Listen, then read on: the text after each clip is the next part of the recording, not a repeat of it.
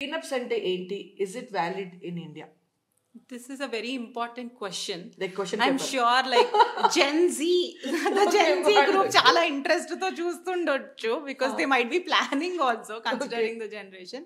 Pre-marital agreements basic గా on which like husband and wife వాళ్ళ properties కానీ రేపు విడిపోతే ఎలా డివైడ్ చేసుకుంటారు ఆస్తులు లేకపోతే మిగతా అన్నిటి గురించి basically more about finance only.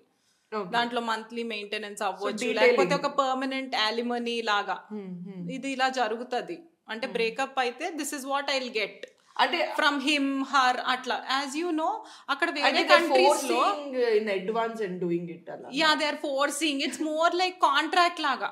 ఇప్పుడు కాంట్రాక్ట్ సబ్ కాంట్రాక్ట్ ఎలా ఉంటాయి క్లాజెస్ ఇది అవ్వితే ఇలా జరిగితే ఇలా ఇఫ్ దేర్ ఇస్ టర్మినేషన్ ఇలా safe game whatever they playing they're safe